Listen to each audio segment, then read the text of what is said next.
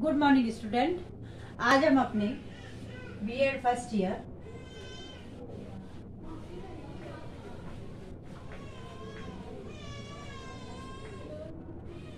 विषय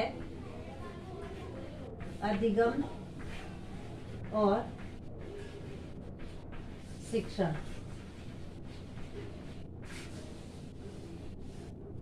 इसमें हमारी जो व्यक्तिगत भिन्नताएं चल रही है यूनिट, इसमें कल हमने व्यक्तिगत भिन्नताओं का अर्थ और कौन कौन सी व्यक्तिगत भिन्नताएं पाई जाती है उसके बारे में अध्ययन किया था। अब जो है व्यक्तिगत भिन्नताओं के कारण, आज का हमारा प्रकरण है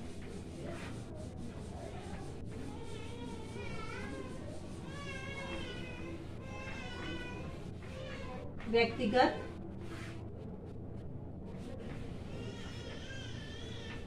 भिन्नताओं के कारण, यानी व्यक्ति में जो विभिन्न प्रकार की व्यक्तिगत भिन्नताएं पाई जाती है उनके क्या कारण है। व्यक्तिगत भिन्नताओं में शारीरिक एवं बौद्धिक भिन्नताओं पर आनुवांशिकता का अधिक प्रभाव पड़ता है, यानी आनुवांशिक रूप से माता पिता, दादा दादी, नाना नानी जिस प्रकार से उनका शरीर होता है उसी प्रकार से उन पर आनुवांशिकता और उनकी जो बौद्धिक भिन्नता है उसका बहुत अधिक प्रभाव पड़ता है और वातावरण का कम प्रभाव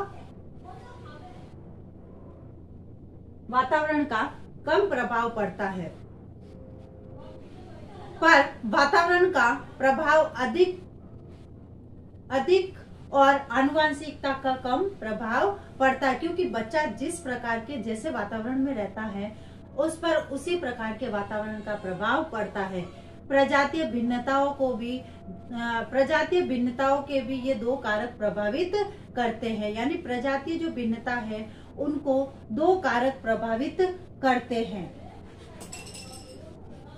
इन सभी पर आयु और परिपक्वता का प्रभाव पड़ता है, यानी इन सभी पर आयु और परिपक्वता का प्रभाव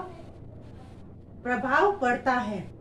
इस प्रकार व्यक्तिगत भिन्नताओं को मूलतः दो जो है बातें प्रभावित करती है। पहली है आनुवांशिकता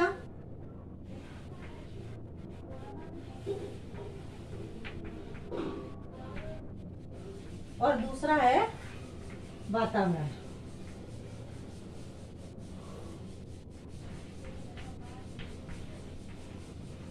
आनुवांशिकता यानी पीढ़ी दर पीढ़ी और दूसरा है वातावरण। अब पहला है जैसे आनुवांशिकता एवं व्यक्तिगत भिन्नता। आनुवांशिकता एवं व्यक्तिगत भिन्नता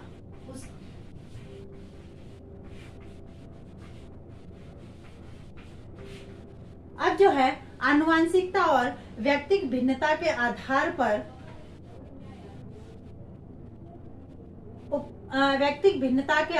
पर व्यक्तिगत भेद पाए जाते हैं, जैसे उनमें रूप, रंग और बुद्धि वंशानुक्रम से अधिक प्रभावित होते हैं। यानी माता पिता का जो कलर होगा वह हो सकता है कि उनकी संतान का भी हो। माता पिता की जैसी बुद्धि होगी हो सकता है उनकी संतान की भी वैसी ही बुद्धि हो।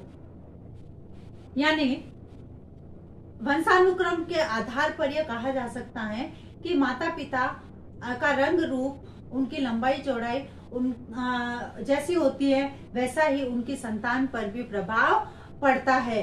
किंतु यदि यहाँ हम ये सोचे कि ये जो आनुवांशिक रूप से जो बच्चों पर जो प्रभाव पड़ता है यह सब, और ये प्रश्न स्वाभाविक रूप से उठता है कि यदि ये सत्य तो है कि माता पिता के सभी बच्चे एक समान होने चाहिए।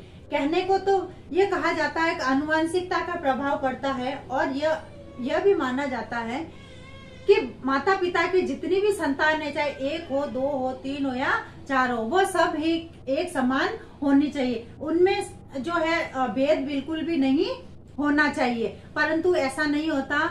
एक ही माता पिता के सभी बच्चे, यहाँ तक कि जो दो जुड़वा बच्चे होते हैं एक साथ जो जन्म लेते हैं वो भी ऐसे नहीं होते हैं, यानी एक जैसे गुण उनमें नहीं होते हैं। अतः इन पर जैसे दादा दादी है, माता पिता के अलावा दादा दादी है, नाना नानी है, इनका भी प्रभाव पड़ता है। यही नहीं, एक ही माता पिता में जो अलग अलग गुण होते हैं उनमें भी सभी बच्चे एक जैसे गुणों के और समान रूप से प्रभावित नहीं होते हैं। किसी में माँ के गुण अधिक आते हैं, किसी में पिता के गुण अधिक आते हैं। इस दृष्टि से दो बच्चे कभी समान नहीं हो सकते हैं। लंबी बीमारियों का अनुक्रमण वंश से ही होता, वंशानुक्रम ही होता है। यानी लंबी बीमारी जिसको होती है वो वंश के अनुसार ही चलती है। माता पिता को जो बीमारी होती है वही बच्चों में भी आ जाती है। यानी माता पिता को यदि कोई बीमारी है तो हो सकता है वो बच्चों में आ जाए। और एक बात हम ये अवश्य कह सकते हैं कि अंगों की जो विकृत का विशेष प्रभाव बच्चों पर नहीं पड़ता है। यानी यदि किसी के माता पिता विकलांग है तो विकलांग माता पिता यदि है तो हो सकता है उनकी संतान विकलांग नहीं हो, अपंग नहीं हो। जैसे लंगड़े जिसके माता पिता होते हैं हो सकता है बच्चा वैसा नहीं हो। शरीर एवं बुद्धि आनुवंशिकता के प्रभाव को सामान्यतः किसी भी परिवार में सबसे बड़े बालक जैसे स्वास्थ्य की दृष्टि से तो हष्ट-पुष्ट होंगे किंतु बौद्धिक स्तर पर कमजोर होंगे। और उसी परिवार का जो सबसे छोटा बालक है हो सकता है स्वास्थ्य की दृष्टि से कमजोर हो, दुबला पतला हो, किंतु बौद्धिक दृष्टि से अच्छा निकल जाता है। इस प्रकार जो है व्यक्ति पर आनुवंशिकता का प्रभाव पड़ता है। फिर है वातावरण एवं व्यक्तिक भिन्नताएं।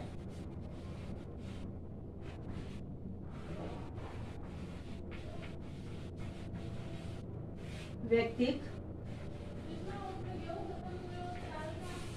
भिन्नता, वातावरण एवं व्यक्तिक भिन्नता।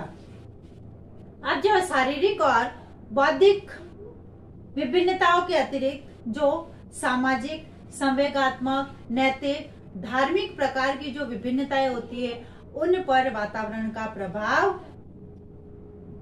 पड़ता है। यानी बालक को जिस प्रकार का जैसा वातावरण मिलेगा वह उसी प्रकार के वातावरण में ढल जाएगा और उसी प्रकार के वातावरण से सीखता है। जैसे भाषा आदि का जो भाषा आदि सभी पर्यावरण से ही सीखे जाते हैं। जैसे गुजरात में पैदा होने वाला बालक गुजराती सीखता है और मारवाड़ में पैदा होने वाला मारवाड़ी बोलना सीखता है, क्योंकि वहाँ प्राय गुजरात में गुजराती बोली जाती है, मारवाड़ में मारवाड़ी बोली जाती है। और यदि नैतिक दृष्टि से लोगों को किसी क्षेत्र, संप्रदाय विशेष में जो बात अच्छी समझी जाती है वही बात दूसरे संप्रदाय में हो सकता है कि गलत समझी जाए या बुरी समझी जाए। कहीं पर शादियां करना अच्छा समझा जाता है, कहीं पर बुरा समझा जाता है। इन सभी मान्यताओं पर वातावरण का प्रभाव पड़ता है। रूप, रंग, बुद्धि आदि वंशानुकर प्रभाव से अधिक होता है, परंतु इसका आश्रय कदापि नहीं कि वातावरण का प्रभाव उन पर नहीं पड़ता है। यानी वातावरण का प्रभाव भी उन पर पड़ता है। तो इसलिए जो है इसी प्रकार जैसे ठंडी जलवायु में रहने वाले जो रहने वाले जो व्यक्ति है उनका रंग कुछ गोरा और गर्म जलवायु में रहने वाले जो व्यक्ति है उनका काला हो जाता है। इससे ये स्पष्ट होता है, इससे हम कह सकते हैं कि जिस प्रकार का उनको वातावरण मिलेगा उसी प्रकार के वातावरण के अनुसार ही व्यक्ति का स्वभाव होगा और उनका जो है रंग रूप वगैरह होता है। यानी वातावरण के प्रभाव से रंग रूप, बुद्धि, शारीरिक गठन उसमें थोड़ा परिवर्तन संभव है, बहुत अधिक नहीं। जैसे काले को गोरा और गोरे को काला, बुद्धि को बुद्धिमान और बुद्धिमान को नितांत बुद्धू केवल वातावरण के प्रभाव में नहीं बनाया जा सकता। यानी गोरे को काला नहीं कर सकते और काले को गोरा नहीं कर सकते। इस प्रकार जो है वातावरण का व्यक्तिक भिन्नता पर बहुत अधिक प्रभाव पड़ता है। यानी बालक जिस प्रकार के जैसे वातावरण में रहता है उस पर उसी प्रकार के वातावरण का प्रभाव पड़ता है। उसके बाद है आर्थिक एवं सामाजिक परिस्थिति।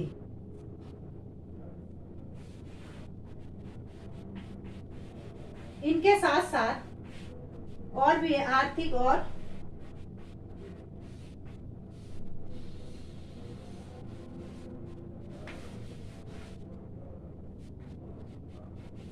सामाजिक परिस्थिति।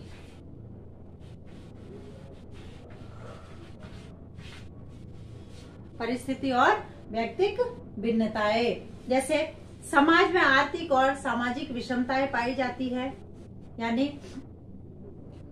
वे भी व्यक्तिक भेदों को जन्म, आर्थिक जो विषमता होती है यानी बराबरी नहीं होती आर्थिक रूप से व्यक्तियों में, वो भी सामाजिक विषमता को जन्म देती है। यानी आर्थिक दृष्टि से जो व्यक्ति बहुत अधिक संपन्न नहीं है, उनमें धीरे धीरे हीन भावना पनपने लगती है, और कभी खाने को मिलता है, कभी नहीं मिलता है, कभी पहनने को कपड़े मिलते हैं, कभी नहीं मिलते। यह सब कुछ उनके मन पर विपरीत प्रभाव डालता है, अपितु उनके शरीर को भी दुर्बल बना देता है। क्योंकि जब व्यक्ति को 2 वक्त की रोटी या खाने को टाइम पर नहीं मिलेगा, तो उनके शरीर पर भी इसके विपरीत प्रभाव डालता है। दूसरी ओर जो लोग संपन्न हैं, उनमें गरीबों के प्रति दया और उनकी सहायता की भावना कम होती है, वह अपने आप में ही मस्त रहते हैं। इसलिए इसी प्रकार सामाजिक दृष्टि से जो उच्च वर्ग अहम पूर्ति हो जाता है, और जो निम्न वर्ग है वह हीन भावनाओं से ग्रसित हो जाता है। इसलिए इन दोनों में आर्थिक रूप से, यानी जो उच्च वर्ग के लोग हैं और जो निम्न वर्ग के लोग हैं, इन दोनों में आर्थिक रूप से असमानताएं पाई जाती है।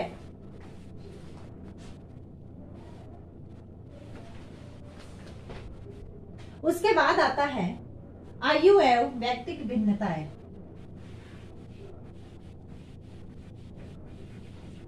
आयु एवं व्यक्तिक भिन्नताएं। अब आयु और व्यक्तिक भिन्नता से आशय है आयु के साथ साथ व्यवहार में भी परिवर्तन आ जाता है, क्योंकि प्रत्येक आयु में शारीरिक, मानसिक और संवेगात्मक जो विकास होता है वह अपने अपने ढंग से होता है। छोटे बच्चों, किशोरों, युवा, पुरुषों, वृद्धों आदि के व्यवहार में अंतर होता है। यानी छोटे बच्चे जो होते हैं वह अपने व्यवहार से या व्यवहारिक रूप से क्या होते हैं, छोटे बच्चे, इनमें अंतर पाया जाता है। यानी बच्चे जो होते हैं, छोटे बच्चे जो होते हैं वह खेल प्रिय अधिक होते हैं, यानी उनको खेल खेलना बहुत पसंद होता है। और जो किशोर जो होते हैं वह अधिक वीर होते हैं, साहसी होते हैं और निडर होते हैं, झगड़ालू होते हैं। और जो वृद्ध होते हैं वह शांत प्रकृति के होते हैं। और इस दृष्टि से आयु के साथ साथ सभी में भिन्नताएं पाई जाती है। यानी आयु के साथ साथ जैसे जैसे व्यक्ति की आयु बढ़ती जाती है, उस आयु के आधार पर व्यक्तियों में भिन्नताएं पाई जाती है। बालक की उसके हिसाब से भिन्नता होती है, युवा की उसके हिसाब से, वृद्ध की उसके हिसाब से, इस प्रकार से उनमें व्यक्तिक भिन्नताएं पाई जाती है। फिर है परिपक्वता एवं व्यक्तिक भिन्नताएं।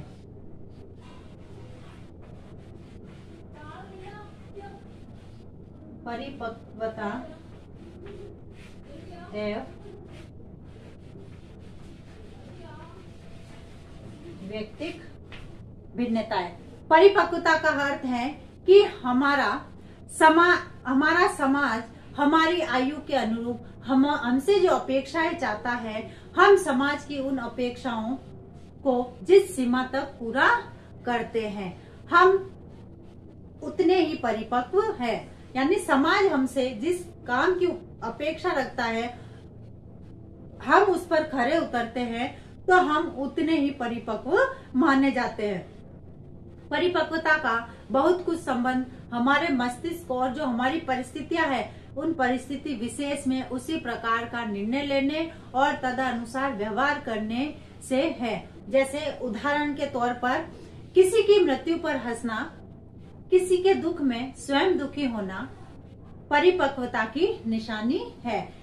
यदि कोई व्यक्ति दुखी है तो ये नहीं कि हम उसके दुख को देखकर हंसे, बल्कि उनके दुख को देखकर दुखी होना और किसी को किसी की मृत्यु पर हंसना, किसी के दुख में स्वयं दुखी होना यह परिपक्वता की निशानी नहीं है। अतः यह छोटे बालकों में नहीं बराबर और वृद्ध में बहुत अधिक होती है। यानी परिपक्वता की निशानी जो है वह वृद्ध में, छोटे बालकों में न होते हुए वृद्ध में अधिक होती है।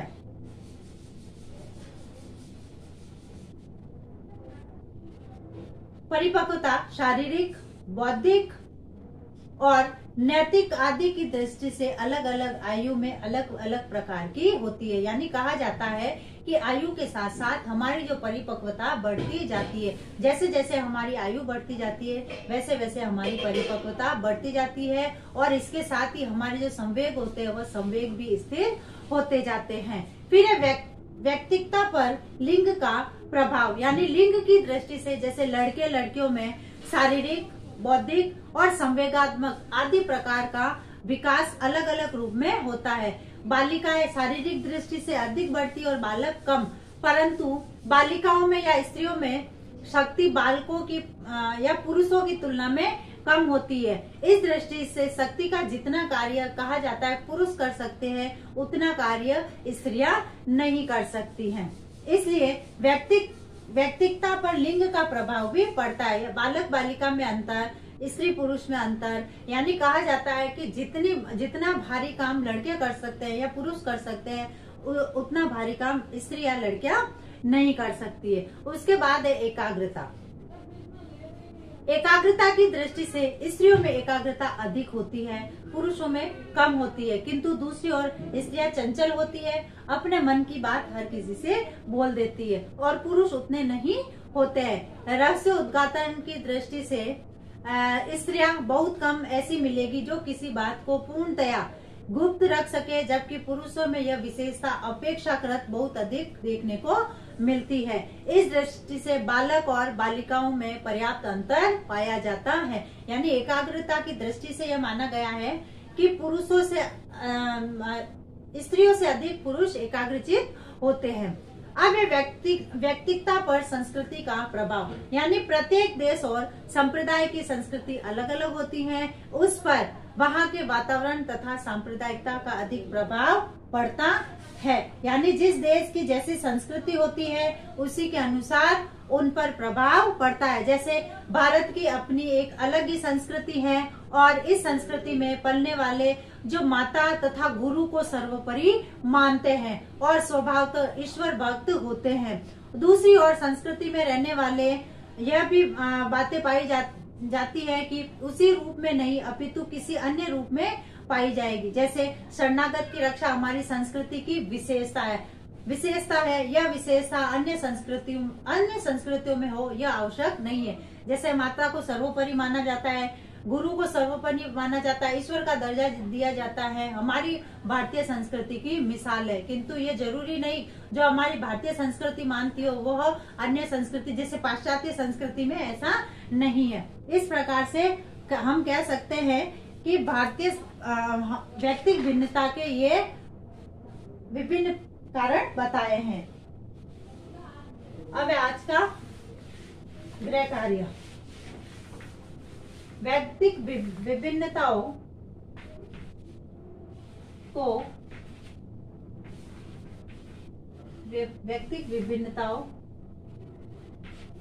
के कारण बताइए।